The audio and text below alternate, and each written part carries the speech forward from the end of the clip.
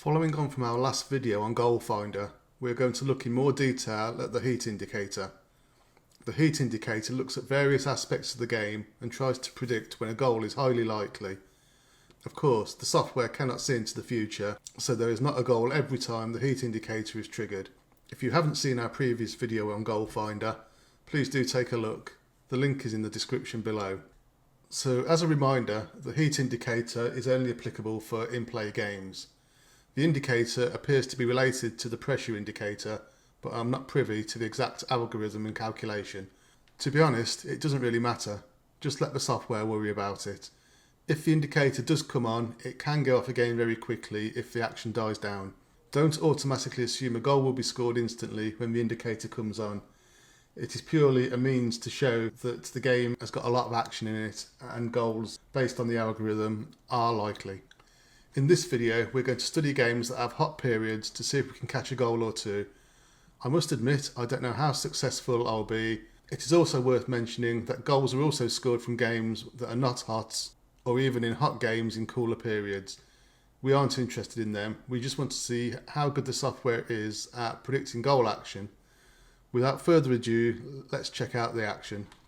So I'm just filtering on hot games at the moment, so as you can see we haven't got any that are currently in play, but when a hot game does come into this list, then obviously we'll come back and we'll look at the characteristics of the game and hopefully get a few goals.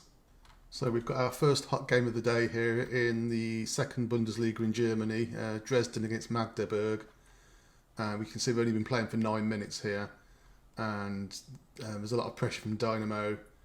And there's been 3 dangerous attacks, 1 shot in the box and 1 corner. There's a goal gone in a different game, but we'll keep an eye on this one. So it's only in the first 10 minutes, so it will be interesting if we can get a goal, say, before 20 minutes. And we've now got a hot game in the Chinese league as well, so we've now got 2, so we can see the home team here with 101 pressure. The German game's actually dropped off there.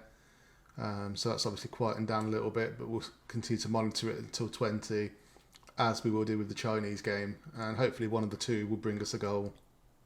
So we've reached the 20-minute mark in the 2 games that had the heat indicator. Both are still 0-0, and we can see that in the Chinese game, then the home team still are putting on the pressure. The heat did die down in the game, and now it's gone back up a little bit. But they've had no shots in the last 10 minutes, just 1 corner, 8 dangerous attacks. So we'll reset this game as being a non-heat game, and the same with the German game. We can see that the heat died off considerably there. It has gone back up, but it's now a more even game. And with just 3 dangerous attacks in the last 10 minutes, we have had a shot on goal from the away team. But again, we'll reset this. So currently we've got no hot games at all that we're looking at. So we've now got another hot game in the J-League 2, Omaya against Jeff. So Jeff have gone 1-0 up recently, and since then the home team are putting on the pressure, odds of 10, so if they can get an equaliser here then this could be a good bet. But we can see they've had 2 shots on target to the opposition's 1, there's been 8 dangerous attacks each, and both teams are putting the pressure on. So this is a good game for us potentially to profit on another goal in this game. We'll give it 10 minutes and we'll come back and see how the game is going and decide what we do from then on.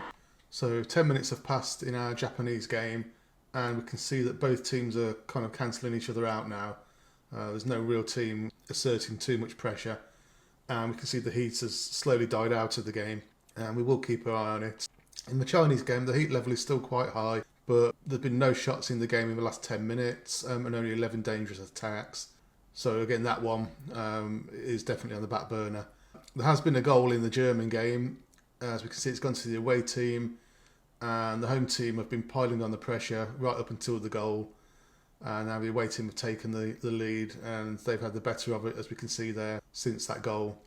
So even though the game wasn't hot at the time, then we can see the goal has gone in there. So we'll keep an eye on these games and any other hot games that do get offered to us as the day progresses. So almost instantly there, the Chinese game has gone hot again, and the away team are heavily in the ascendancy here. You can see their odds are 7.5, so if they were to take the lead, then it would be a shot. So we'll keep an eye on this one again. So this is the second time now in the first 33 minutes this game has become hot. So hopefully we'll get a goal this time, but we'll wait and see. And here we have our goal in China. So the game went hot in the 33rd minute, and it's stayed hot pretty much all the time up until the goal in the 40th minute here. So we can see in the last 10 minutes there have been 20 dangerous attacks, and it really has been end to end if we actually look into the game. So the last 10 minutes you can see 20 dangerous attacks, 4 shots, and obviously we've had the goal scored there. So I'm glad this goal has gone in, because it does show, even if we don't get any more for the duration of this video, where the software has predicted that a goal is imminent, and within 7 minutes of that alert the goal has gone in. And we've got another hot game here in the Chinese Super League, Qingdao against Yunnan. It's already 2-1 to the home team, and they're heavily on top, dominating the game. 9 dangerous attacks in the last 10 minutes, 2 corners, 3 shots in the box, 1 on target. So we'll monitor this. It's just coming to half time, so we've only got 4 minutes for a goal here, but let's see what happens. So we've got our first English game with a hot streak in it, Southampton versus Wrexham. You can see it's been all Southampton for the majority of the game, but Wrexham are leading. And also we've got the Dresden-Magdeburg game, which was one of our earlier ones, and it's 2-1 to the away team there, so not much chance for another goal there, but we'll keep an eye on it, as well as the Southampton game, and maybe we'll get a goal in one of these games, as well as the Chinese game, which is now approaching half time. So in our Chinese game, we didn't have the goal in the hot period, but just after we stopped the video, there was a red card for the away team, which pretty much, as we can see here, kind of killed the momentum of the game. So the red card there has obviously had an impact on how the game's gone. So the action's starting to hot up in the Championship. We can see that the Southampton-Wrexham game has got the heat light back on, and also the Coventry City versus Hull game has as well. Both these games are down for a second half late goal, which is one of the strategies built into the software. And in the 90th minute, we've got the goal in the Southampton-Wrexham game. This was flagged as a potential game for a late goal, and also a hot game. And 90th minute, we've got our goal. So again, this is a good spot from the software, as we've got another hot game coming in here from the German league. So we'll keep an eye on that one as well. And we've got another hot game, the Jarrow versus Hacker game. I think that's the Finnish league, which it is. So again, we'll keep an eye on that one for a goal also. And within 2 minutes of the alerts there, we've got the goal in the Jarrow versus Hacker game in Finland. So the goals are now starting to come for us. Another great prediction there from the software. So far, it's proving to be a decent tool for highlighting potential goals. So it's never going to pick up every goal, but if you're looking for a second half goal example in this game, then you know you're getting on at a time where a goal is most likely. So now we're back to China, Shanghai Shenhua against Shanghai Port. 4 minutes to go, and again this is one for a late goal strategy, and it's a hot game, as we see Southampton have just taken the lead against Wrexham. So again, that was one which was highlighted potentially for a late goal. We've had 2 of them in that game, but the Coventry game looks like it's going to end goalless. So we've got the Avels Rot-Weiss Essen game coming back up as another hot game. You can see here the away team have been dominant for the entire game, but have just not been able to break through.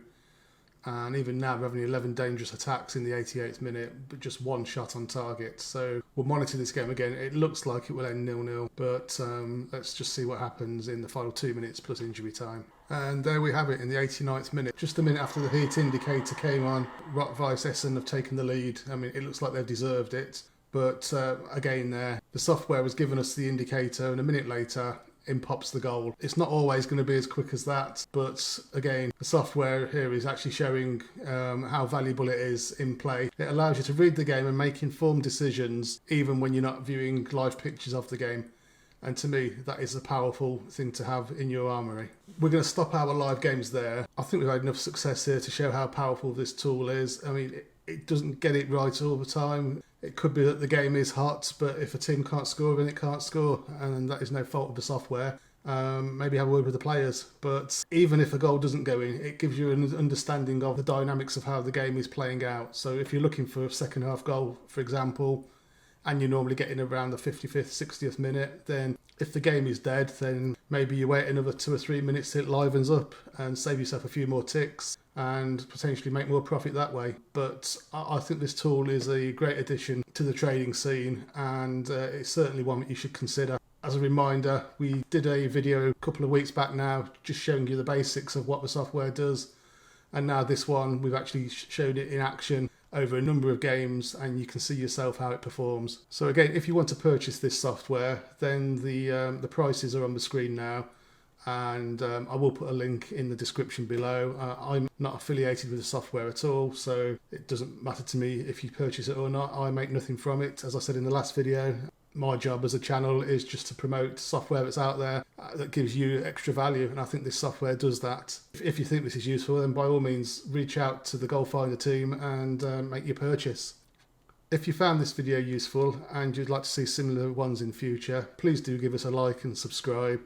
That helps the YouTube algorithm massively. And leave a comment on what you think of the software, and maybe we'll do some more Goalfinder videos in the future. Thank you for watching.